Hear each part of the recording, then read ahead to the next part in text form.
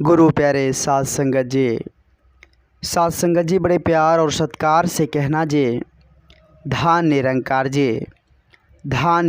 जे हुजूर सतगुरु माता जी की असीम कृपा से, समय के सतगुरु माता जी की असीम रहमत से आप जी सभी संत महापुरुष बहुत ही कुशल होंगे, बहुत ही स्वस्थ होंगे। साध संगत जी आओ समय के सतगुरु माता जी के पावन पवित्र चरणों में खुद को समर्पित कर, इस तन मन धन को समर्पित कर, इस परमात्मा का, इस निर्गुण निराकार दातार का सदा शुक्रगुजार करें। इस पार ब्रह्म परमेश्वर का जिसने हमें इस धरा पर उतारा है, जिसने हमें इस धरती पर उतारा है, उसका गुणगान करें और उसकी रजा में इस जीवन को आनंद पूर्वक जिए। आओ साध संगत जी विचार करें। साध संगत जी संत महापुरुष बड़े ही सुंदर भाव से, बड़े ही सुंदर शब्दों में साध संगत जी हम इंसानों को समझाया है। साध संगत जी संत महापुरुष कहते हैं कि इस धरती पर हम सभी जानते हैं कि सांसारिक लोग जो हैं वह जो है एक दूसरे को कहते हैं कि फलाना बहुत ही धनी है, फलाना व्यक्ति के पास बहुत ही ज़्यादा धन दौलत है, उसके पास बहुत ही ज़्यादा ज़मीन है, बहुत ही ज़्यादा रुपए पैसे हैं, सोने चांदी है, कहते हैं साध संगत जी। मतलब उसका जो धन होता है, उसके पास जो साध संगत जी संपत्ति होती है, उसके साथ कंपैरिजन करता है साध संगत जी। उसके अगर इस धरती पर, इस धरा पर कोई ज्ञानवान इंसान है जिसके पास धन दौलत नहीं है, सिर्फ और सिर्फ बहुत ही ज़्यादा ज्ञान है और अपने ज्ञान के माध्यम से साध संगत जी एक दूसरे की बेचैनी दूर कर सकता है, तो उसका ज्ञान का साध संगत जी यहाँ कोई कंप्रोमाइज़न नहीं है। लोग धन दौलत से साध संगत जी लोगों को पहचानते हैं, ज्ञान से आजकल नहीं पहचानते हैं। तो संत महापुरुष यहाँ साध संगत जी कहते हैं कि इस धरती पर सबसे निर्धन व्यक्ति कौन है, इसके बारे में थोड़ा जिक्र करें। साध संगत जी जिसके पास धन दौलत है, रुपए पैसे हैं, ज़मीन व जायदाद है, ऊंची ऊंची मकानें, आलीशान मकानें हैं, क्या वो अमीर है? संत महापुरुष उसे अमीर नहीं समझते। साध संगत जी संत महापुरुष उसे निर्धन समझते हैं। धनवान तो उसे समझते हैं जिसके पास राम रतन धन है। साध संगत जी जिन्होंने परमात्मा को पा लिया है, जो सच्चे सतगुरु के शरण में इस तन मन धन को समर्पित कर दिया है, खुद को समर्पित कर दिया है, उसे ही साध संगत जी सच्चा धनवान, उसे ही साध संगत जी धनवान समझते हैं संत महापुरुष। और हकीकत में साध संगत जी वही इंसान सबसे सर्वश्रेष्ठ होता है, सबसे ऊंचा होता है, जिन्होंने इस परम सत्ता को, इस निर्गुण निराकार दातार को, इस अजर अमर अविनाशी को साक्षात अपनी दृष्टि से सच्चे सतगुरु में इसके शरण में जाकर देखा है, जाना है।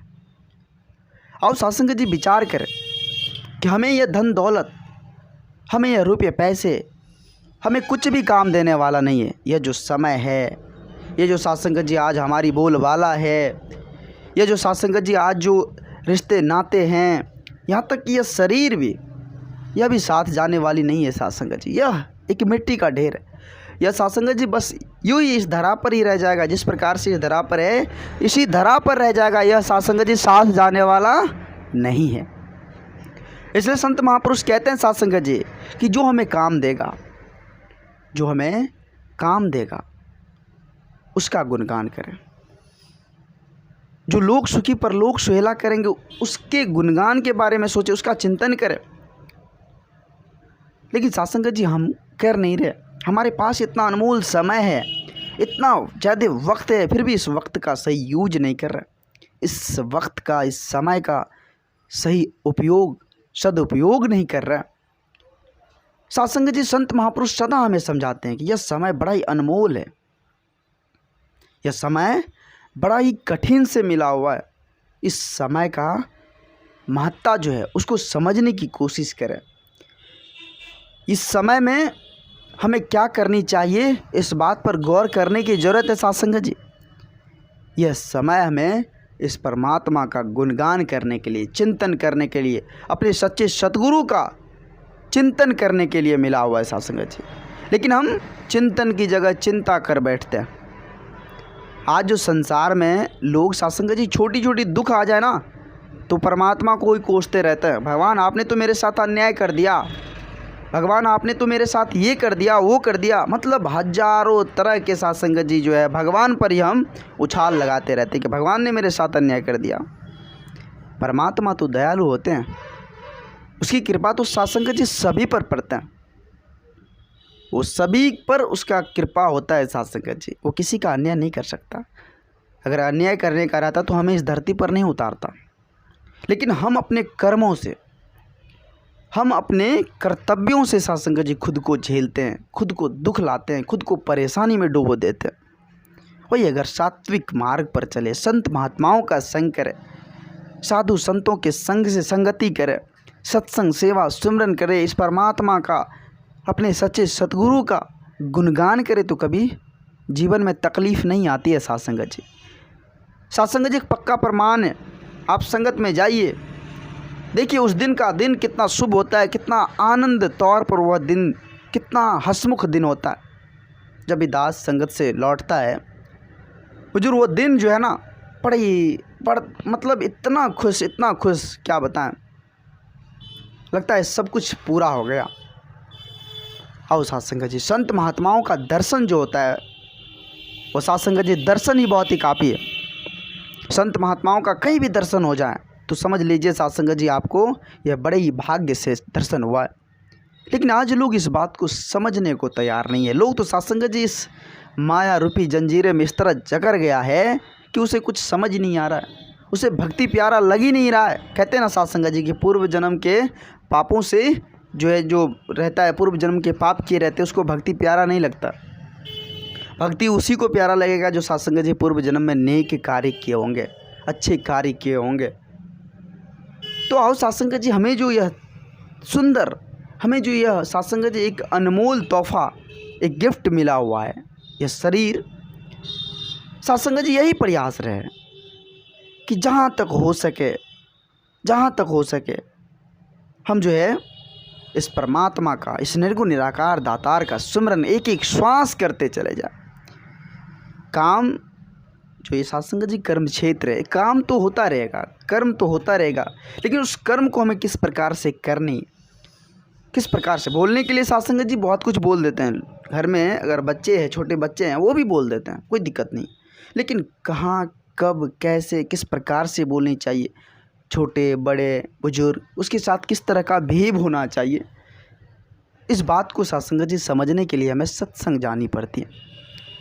इस बात को समझने के लिए हमें साथ संगत जी अध्यात्म से रुचि रखनी पड़ती है, फिर जाकर समझ आएगी। साथ संगत जी आजकल होता क्या है आप सभी जानते हैं। स्कूल है, बच्चे जब स्कूल में जाते हैं तो उसे किताबी नॉलेज देते हैं साथ संगत जी, और किताब तक ही सीमित रहता है। आध्यात्मिक नॉलेज उसे नहीं मिल पाता है। आध्यात्मिक नॉलेज साथ संगत जी, इस परमात्मा को जानने का नॉलेज उसे नहीं मिल पाता। वो साथ संगत जी एक ही स्कूल है, वो सच्चे सतगुरु का पाठशाला है। वो सतगुरु रूपी पाठशाला में जब तक हम जाएंगे नहीं, तब तक साथ संगत जी यह जीवन क्या है, इस जीवन की महत्ता को हम समझ ही नहीं पाएंगे। तो साथ संगत जी कहने का तात्पर्य यहाँ साफ साफ है कि हम स्कूल में, जो ये सांसारिक स्कूल है, इसमें साथ संगत जी हम जाकर अच्छी डिग्रियां लेकर, कॉलेज में जाकर अच्छी डिग्रियां लेकर एक अच्छा व्यापार कर सकते हैं, एक अच्छा जॉब हैंडल कर सकते हैं, एक अच्छा साथ संगत जी जीवन को ढंग से जी सकते हैं। मतलब कहने का तात्पर्य साफ साफ है कि यह शारीरिक सुख जो है इसको हम पा सकते हैं साथ संगत जी, लेकिन अंतरात्मिक सुख के लिए क्या करना पड़ेगा? अंतरात्मिक सुख के लिए वो सतगुरु रूपी पाठशाला में हमें जाना पड़ेगा साथ संगत जी। साथ संगत जी अंतर मन का सुखी तभी संभव है जब हम सतगुरु के पाठशाला में जाएंगे। तो आओ साथ संगत जी विचार करें। आज माता जी की असीम कृपा से साथ संगत जी प्रत्येक जगह देख रहे हैं कि ब्रांच सत्संग भवन बन रहे हैं। यही प्रयास रखें कि अपने साथ साथ बच्चों को भी, सभी को, आस पड़ोस को भी साथ संगत जी संगत से जोड़ने का प्रयास करें, क्योंकि साथ संगत जी जब तक हम संगत में नहीं जाएंगे तब तक हमें सत्य का बोध नहीं होगा और सम सात्विक मार्ग पर चल नहीं पाएंगे। इसलिए साथ संगत जी संत महापुरुष हमें चेतन करते हैं, समझाते हैं कि साधु संतों की संगति करो, संत महात्माओं का संग करो। संत महात्माओं के संग से ही हमारे जीवन में आनंद आएगी, भक्ति आएगी, और हम भक्ति को प्राप्त करेंगे। फिर जाकर प्रेम, एकत्व, मिलवर्तन के सहारे इस जीवन को हम जी पाएंगे। तो आओ सात्संगत जी, माता जी की असीम कृपा रहमत सभी संत महात्माओं पर पड़े, सभी संत महात्माओं की झोली खुशियों से भरे पड़े। यही अरदास, यही विनती समय के सतगुरु माता जी के पावन पवित्र चरणों में। आओ जी सात्संगत जी, सभी संत महापुरुष मिलकर समस्त जीव जगत कल्याण हेतु, समस्त जीव जंतु के कल्याण हेतु सात्संगत जी समय के सतगुरु माता जी के पावन पवित्र चरणों में अरदास विनती करें कि हे सतगुरु माता, आप तो इस जग के पालनहार हो, आप जी कृपा करना, सभी की झोली खुशियों से भर देना, सभी को भक्ति देना। जो भी कष्ट में है, जो संत महापुरुष के पास दुख उलझन है, उसके दुख उलझन को हर लेना। आप जी कृपा करना, आप जी कृपा करना। और सात्संगत जी सभी संत महापुरुष मिलकर समय के सतगुरु माता जी के पावन पवित्र चरणों में प्रेम और सत्कार से कहें, धन निरंकार जी, धन निरंकार जी।